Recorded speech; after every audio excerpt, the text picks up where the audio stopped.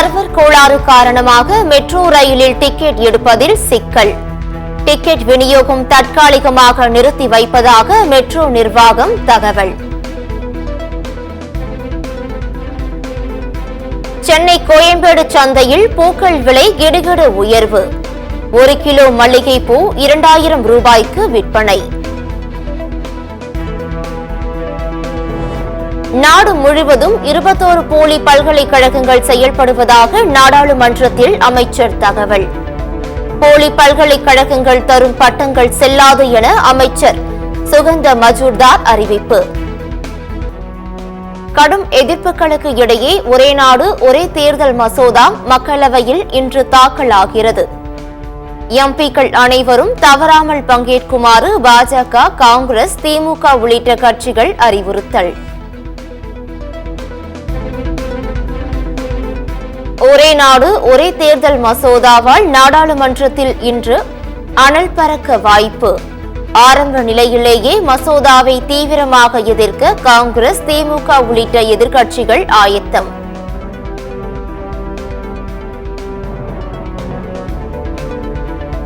அமைச்சர் செந்தில் பாலாஜியின் ஜாமீனுக்கு எதிரான மனு உச்சநீதிமன்றத்தில் இன்று விசாரணை. ஜாமீனை ரத்து செய்ய வேண்டும் என பாதிக்கப்பட்டவர் மனு.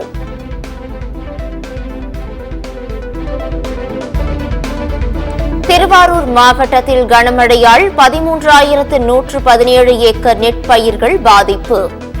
ஏக்கருக்கு 35,000 ரூபாய் நிவாரணம் வழங்க வேண்டும் என விவசாயிகள் கோரிக்கை.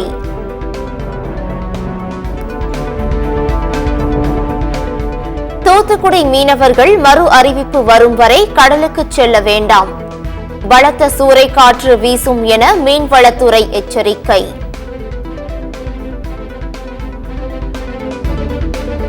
சாத்தனூர் அணையில் இருந்து வினாடிக்கு 1000 கன அடி உபரி நீர் மீண்டும் திறப்பு. நீர்வரத்தை பொறுத்து தண்ணீர் திறப்பது அதிகரிக்கப்படும் என அறிவிப்பு.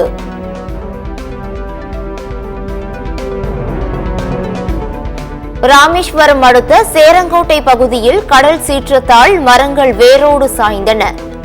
படகுகளை பாதுகாப்பான இடங்களுக்கு மாற்றும் மீனவர்கள்.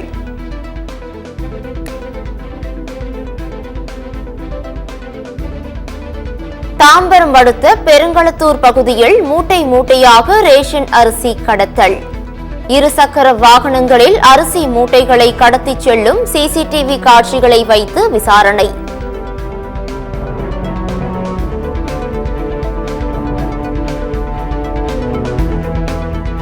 மழை காரணமாக ஒத்திவைக்கப்பட்ட அரையாண்டு தேர்வுகளை 21ஆம் தேதி நடத்த ஏற்பாடு.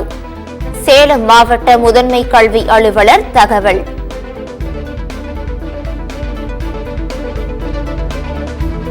டெல்லியில் நிலவும் மூடுபனியால் கடும் குளிர் வாட்டுகிறது.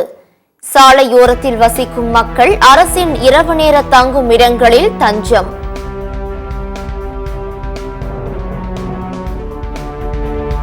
தேர்வு தள்ளி வைக்க கோரி டெல்லியில் சட்டக்கல்லூரி மாணவர்கள் விடிய விடிய போராட்டம். வகுப்புகள் 60 நாட்கள் மட்டுமே நடத்தப்பட்டதாக குற்றச்சாட்டு. துருக்கியில் விஷச்சாராயம் குடித்த 37 பேர் உயிரிழப்பு. பாதிக்கப்பட்ட 17 பேர் மருத்துவமனையில் அனுமதி.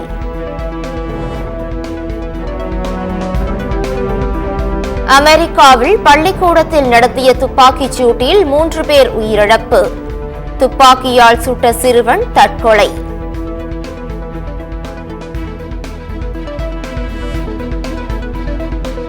சையத் முஷ்டாக் அலி கோப்பை சாம்பியன் பட்டம் வென்ற மும்பை அணிக்கு பரிசு. மும்பை கிரிக்கெட் சங்கம் 80 லட்சம் ரூபாய் ஊக்கத்தொகை அறிவிப்பு.